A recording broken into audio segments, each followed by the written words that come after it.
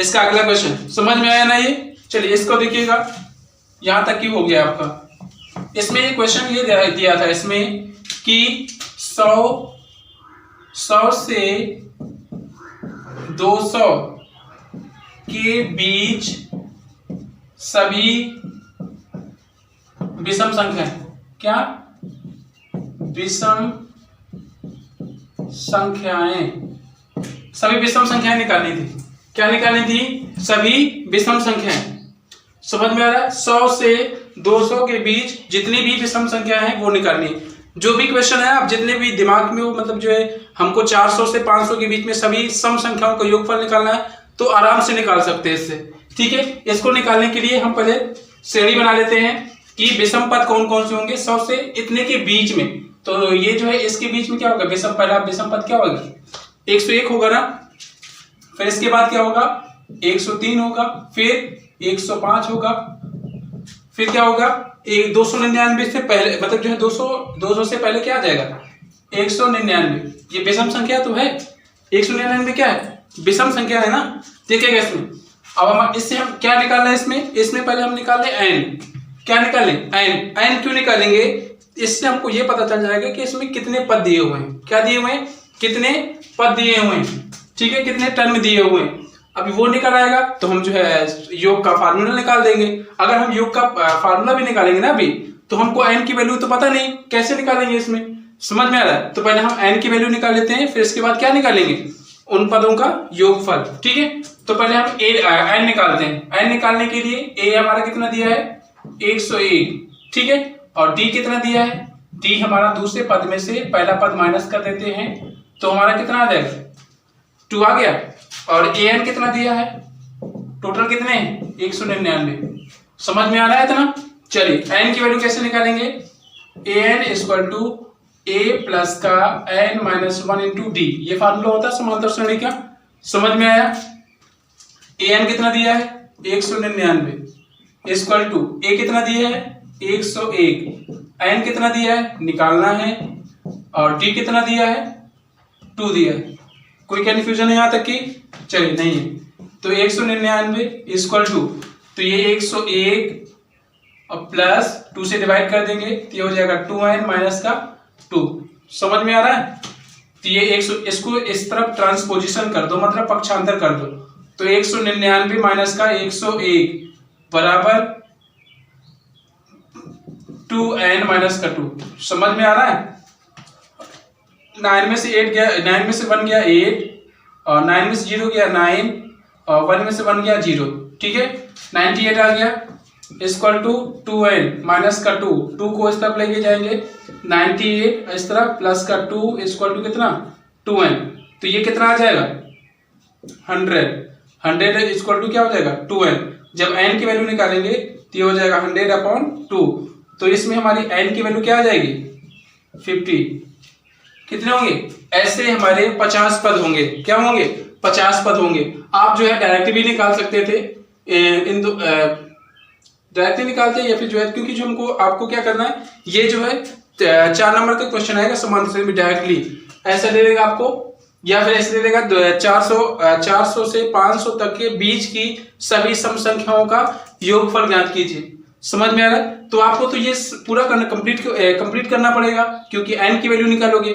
जब n की value निकल आएगी फिर हम क्या निकालेंगे? फिर हम निकालेंगे योगफल। समझ में आ रहा है? क्या निकालेंगे? योगफल। देखिएगा इसमें ये कंप्लीट हो गया हमारा, n निकल आया। जब n निकल आया तो हम लगाएंगे s बराबर n/2 2a plus n minus 1 into D. यही तो होता है योग का फार्मूला समांतर श्रेणी में, यही तो होता है। समझ में आ रहा है? चलिए अब यहाँ पे n कितना दिया है हमारा? 50 दिया है, 50/2, और 2 इंटू a पहला पद कितना दिया है? यही तो रखेंगे हम, 101 प्लस यहाँ पे 50 माइनस का 1, डी कितना दिया है? 2। बोलो कोई कंफ्यूजन हो? वही चीज यहाँ से हमने देख के लिखा, a हमारा दिया है 101 और d दिया है हमारा 2 और n दिया है हमारा 50, जो हमने निकाला है अभी। समझ में आ रहा है? चलिए यहाँ से क्या हो जाएगा? 2 से कट कर देंगे, यहाँ हो जाएगा 25 हो जाएगा।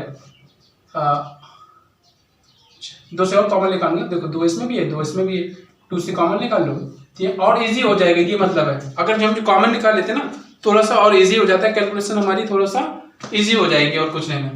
2 तो को बाहर आ गया, यहाँ पे कितना बचेगा 49, समझ में आ रहा है इजी हुई कि नहीं हुई। यहाँ पे कितना हो गया 50 हो गया, और यहाँ पे देखना यहाँ पे कितना आ गया 101 और 49 कितना हो गया, बताओ कितना इजी हो गया। 15 × 75 1 0 2 0, योगफल कितना आ गया S13 हमारा कितना आ गया, नहीं S50 आ गया, S50 50 पदों के योगफल कितना हो जाएगा 7500 हो जाएगा। समझ में आया कि नहीं आया, इतना आ गया ना, समझ में आया। चलिए अब इसको इरेज कर देते, अगला क्वेश्चन लगा देते, ठीक है। ऐसे ही क्वेश्चन कुछ और दे देते ताकि आपको जो है एकदम 4 नंबर के 100% सवाल आते हैं ये वाले, ठीक है। अगर जो है जैसे 10 पूछ रहा है कि जो है कितने पद होंगे तो 2 नंबर का पूछ लेता है, ऑप्शन में दे देता है। समझ में आया, हाई स्कूल में इंपॉर्टेंट क्वेश्चन है, समझ में आ रहा है कैसे आए हैं इंपॉर्टेंट क्वेश्चन।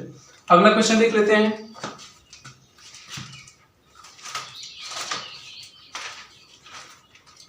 देखिएगा और इसमें क्वेश्चन दिए हैं a = 8 एंड an दिया है 62, ऐसा निकालना है, ऐसा दिया 210, बहुत एकदम बढ़िया सवाल है। n एंड d की वैल्यू निकालनी है, क्या निकालनी है n एंड d की वैल्यू निकालनी है, बहुत ही बढ़िया सवाल, ये 4 नंबर का इम्पोर्टेंट है, ठीक है। इंपॉर्टेंट क्वेश्चन है, 4 नंबर का 100% आएगा। समझ में आ रहा है, देखिए कैसे हमको ये चीज दिया हुआ है n और क्या निकालना है d की वैल्यू निकालनी है समांतर श्रेणी में हो तो, ठीक है। अब थोड़ा सा दिमाग ये लगाना है कि a की वैल्यू तो दी है, an हमारा इतना दिया है, sn भी दिया है, ठीक है। तो इसमें हम पहले क्या निकालेंगे an निकालेंगे। an कैसे निकालेंगे, an = a प्लस का n - 1 × d होता है कि नहीं होता है। an हमारा कितना दिया है 62, यहाँ पे लिख देंगे 62 = a की जगह क्या लिख देंगे, a की वैल्यू दी है ना हमको गिवन है, और यहाँ पे n हमको निकालना है, और d की वैल्यू कितना दी है, d भी नहीं दिया है, ठीक है। ये हम इक्वेशन नहीं 8 को इस तरफ ले जाओ, क्या हो जाएगा 62 - 8 = n - 1 × d हो गया। यहाँ पे कितना आएगा 54 आ जाएगा, कितना आ जाएगा n - 1 × d, समीकरण 1। समझ में आ रहा है, इतना कंप्लीट हो गया। अब इसमें देखिएगा, इसमें क्या निकालेंगे, अब Sn दिया, Sn का फार्मूला क्या होता है, Sn = n/2 2a + n - 1 × d, यही तो फार्मूला होता है। चलिए इसमें भी n की वैल्यू नहीं गिवन है, ठीक है। तो Sn कितना दिया है 210 = n/2, और यहाँ कितना हो जाएगा 2 × a की वैल्यू कितनी दी है 8 + n - 1 × d, इसकी वैल्यू तो नहीं दी थी, ठीक है। तो हम क्या करेंगे, इसके से मल्टीप्लाई कर देंगे, तो ये कितना हो जाएगा 420, ये हो जाएगा n, यहाँ पर 16 हो जाएगा, कितना हो जाएगा 16 प्लस का n - 1 × d।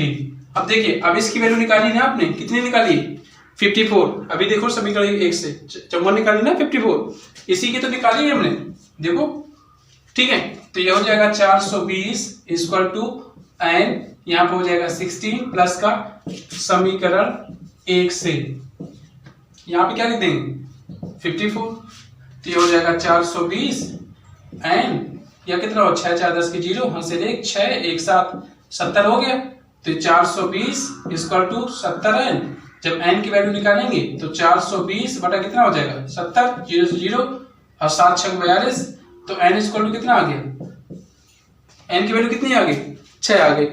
समझ में आ रहा है, 6 हो गई n की वैल्यू, 0 0 कैंसिल हो गया ना, 70 है, 0 0 कैंसिल हो गया, 7 6 42, 6 आ गया, n की वैल्यू 6 आ गई। ये मान किस में रख देंगे, समीकरण 1 में रख दे, किस में रख देंगे समीकरण 1 में। तो ये है 54 = क्या हो जाएगा, n की वैल्यू हमारी 6 आ गई, माइनस का 1 × d, ठीक है। तो ये हो जाएगा 54 कितना आ जाएगा 5d, 5 ही तो आएगा। तो ये हो जाएगा 54, और d की जब वैल्यू निकालेंगे ये क्या हो जाएगा, नीचे 5 हो जाएगा। तो हमारी d की वैल्यू हो गई 54/5, और ये आ गया हमारा कितना 6। समझ में आ रहा है, n और d की वैल्यू निकालनी थी हमको, तो n और d की वैल्यू निकाल ली। देखो 54 है, 54 लिख दिया, और 6 में से 1 घटाएंगे कितना आएगा 5 आ जाएगा, 5 का जो डी की वैल्यू निकालेंगे 5 बटे में चला जाएगा। समझ में आ रहा है इतना कि नहीं आ रहा है? इतना समझ में आ रहा है? ये चीज समझ में आई है ना? अगर ये आपको समझ में आया हो तो ये जो है सवाल लगा के इसका आंसर जो है कमेंट बॉक्स में जरूर दे। ठीक है, ये सवाल लगा के जरूर हमको बताइएगा। ये क्वेश्चन है A3 आप लोगों के लिए 15 और S10 दिया है आपका 125 और D की वैल्यू निकालनी है। D एंड A10 निकालना है, दोनों वैल्यू निकालनी है आपको। ठीक है, लगाने के बाद हमको कमेंट बॉक्स में जरूर इसका आंसर दे। समझ में आ रहा है? अब इससे पता चले ना आप लोग जो है सही से पढ़ रहे हैं कि नहीं पढ़ रहे हैं। ठीक है, अगर ये वीडियो आपको अच्छा लगा हो तो लाइक करें, शेयर करें और जो है चैनल को हमारे चैनल में पढ़ने के लिए अगर आप जो है नए हो तो हमारे चैनल को जो है सब्सक्राइब करें और बेल आइकन को दबाना ना भूलें, जिससे आप लोगों को बेल आइकन अगर दबाएंगे जिससे क्या होगा आप लोगों को नोटिफिकेशन मिल जाएगा। ठीक है, जिससे कि जो है तुरंत हमारे जो है जैसे हम वीडियो डालेंगे तो आप तक ही जो है पहुंच पाएगा। समझ आ रहा है? चलिए, तो तब तक के लिए जय हिंद।